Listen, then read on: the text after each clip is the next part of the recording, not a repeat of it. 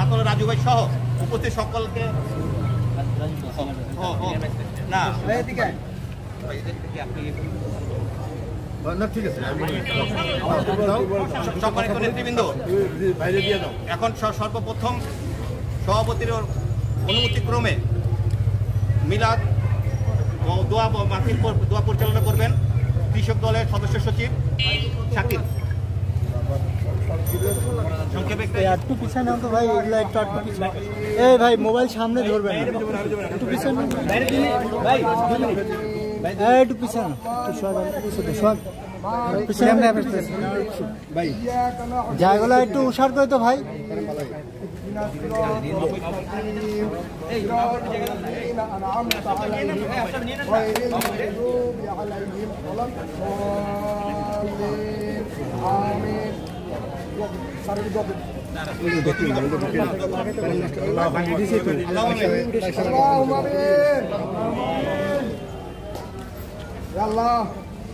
ভাই এটা একটু সবাই ওইয়ের সাথে লাগাই দেন একটু, চারটা কেবল লাগাই দেন। হ্যাঁ, মৃত্যুবার্ষিকী উপলক্ষে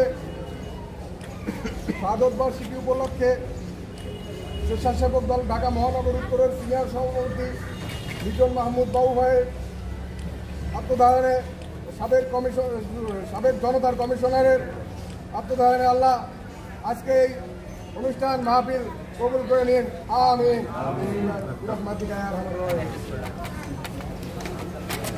উপস্থিতি, এখন আমাদের মাঝে গুরুত্বপূর্ণ নির্দিষ্টপূর্ণ বক্তব্য রাখবেন আমাদের সবার প্রাণপ্রিয় নেতা অ্যাডভোকেট রুহুল কবির রিজভী ভাই।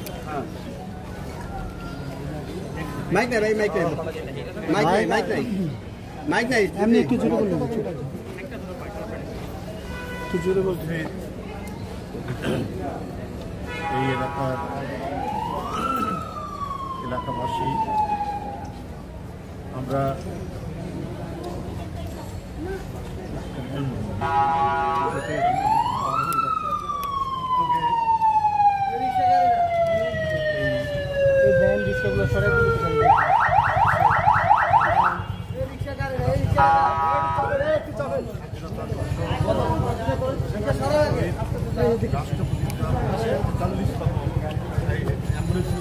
আজ অ্যাম্বুলেন্সটা বাইর করে একটু পরে কথা বলবেন নাকি?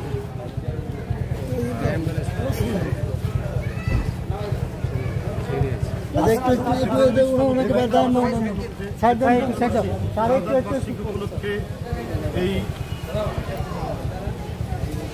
দরিদ্রদের মাঝে খাবার বিতরণের অনুষ্ঠানে যারা উপস্থিত হয়েছেন সবাইকে জানাচ্ছি আমি অত্যন্ত আন্তরিক ধন্যবাদ যে আপনারা এই মহান রাষ্ট্রনায়কে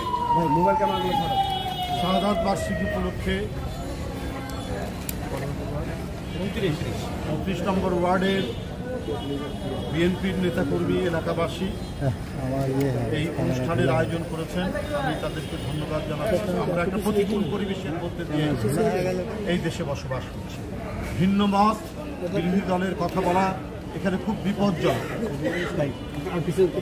যারা দেশের সত্য কথা তুলে ধরবেন তাদেরকে যেতে হয় কারাগারে, তাদেরকে সরকারি নিপীড়নের শিকার হতে হয়। আজকে বিএনপির অনেক যুবদল, ছাত্রদল, স্বেচ্ছাসেবক দল, শ্রমিক দল, অনেক নেতাকর্মী আজকে আমাদের মাঝ থেকে হারিয়ে গেছে। তারা কোথায় আছেন তার পরিবারও জানে না, দলও জানে না। এইভাবে অসংখ্য গুম, বিচার বহির্ভূত হত্যার মধ্যে দিয়ে এই সরকার জনগণকে ত্যায্য করে ভোটারদেরকে বাংলাদেশের নির্বাচনী ব্যবস্থা থেকে দূরে সরিয়ে রেখে তিনি নির্বাচনী প্রহসনের মাধ্যমে একটি দামি সরকার, একটি দখলদার সরকার হিসাবে জনগণের উপর লাঠি চালাচ্ছে। বন্ধুরা আমার, আজকে সারা দেশের মানুষ মনে করে যে সরকারের মন্ত্রীরা, প্রধানমন্ত্রী যা কথা বলেন এটা জনগণের কাছে 4 পয়সার দাম নেই। কারণ তারা একটাও সত্যি কথা বলেন না, একটাও ন্যায্য কথা বলেন না। এক বিভীষিকাময় পরিস্থিতির মধ্যে গোটা দেশকে ছেড়ে দিয়েছে। এদেশে গরিব মানুষ তার জমি, তার ফসলি জমি, তার জায়গা বিক্রি করে সন্তানকে বিদেশে পাঠাচ্ছেন, সেখানে উপার্জন করে বাবা মাকে ভালো রাখবেন, দেশে টাকা পাঠাবেন। বন্ধুরা, 17-18 হাজার শ্রমিক তারা যেতে পারেনি। তারা মালয়েশিয়া যাওয়ার উদ্দেশ্যে তাদের ঘটি বাটি জমি জায়গা সব বিক্রি করেছে। তাদের অনেকে যেতে না পেরে কেউ ভৈরব রেল সেতুর উপর থেকে আত্মহত্যা করেছে, কেউ কাঁদতে কাঁদতে সেখানেই বসে থেকেছে যে বাড়িতে আর ফিরে যাওয়া যাবে না। এটাই সরকারের অবদান। এরা গরিব মানুষকে আরো গরিব করে দিতে চায়, কারণ কেউ যাতে রুখে দাঁড়াতে না পারে। এরা গণতন্ত্রকে এমন পরিস্থিতির মধ্যে নিয়ে যেতে চায় যে গণতন্ত্র বলে কিছু এই দেশে আর থাকবে না। গণতন্ত্রের নামে যে বিরোধী দলের অধিকার আছে সেটা তারা বিশ্বাস করে না। তাই গণতন্ত্র এখন গোরস্থানে, কথা বলার স্বাধীনতা এখন শ্মশানে, মানুষ নির্ভয়ে কোনো কথা বলতে পারে না। এই পরিস্থিতির মধ্যে দিনাতিপাত করতে হচ্ছে এই দেশের মানুষকে। প্রতিদিন আপনার জিনিসপত্রের দাম বাড়ছে। আলুর দাম 1 মাস আগে 30 টাকা, এখন 55 থেকে 60 টাকা। বন্ধুরা আমার, ডিম, এক হালি ডিম 50 থেকে 55 টাকা। পাড়া মহল্লার যে দোকান সেখানে আপনি 60 টাকায় পাবেন মাত্র 4টা ডিম, এবং 1 ডজন ডিমের দাম 160 টাকা। কদিন আগে 150 টাকা ছিল, এই 2-3 দিনের মধ্যে 160 টাকা। একটি সরকার যখন নির্বাচিত সরকার না হয়, একটি সরকার যদি জনগণের ভোটে না হয়, তাহলে সেই সরকার জনগণের স্বার্থ, জনগণের কল্যাণ, জনগণের মঙ্গল তারা চিন্তা করে না। তারা চিন্তা করে কি করে বিদেশে টাকা পাচার করবে, কিভাবে তারা লুট করবে, কিভাবে তারা তাদের দলের লোকজনকে আঙ্গুল ফুলে কলা গাছ বানাবে। এই পরিস্থিতি এখন দেশে চলছে। তাই বন্ধুরা আমার, আজকের এই শাহাদাত বার্ষিকীর দিনে মহান রাষ্ট্রপতি শহীদ জিয়াউর রহমানের 43তম শাহাদাত বার্ষিকীতে বাবুর নেতৃত্বে এখানে যারা দরিদ্রদের মাঝে খাবার বিতরণের এই অনুষ্ঠান আয়োজন করেছেন, আবারও তাদেরকে কৃতজ্ঞতা জানিয়ে আমার বক্তব্য শেষ করছি। সকলকে ধন্যবাদ।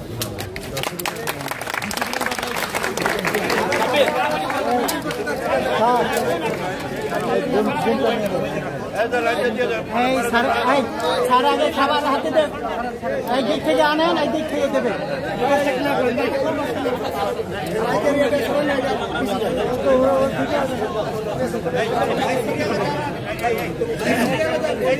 হ্যাঁ বাবু, ধরো ধরো ধরো।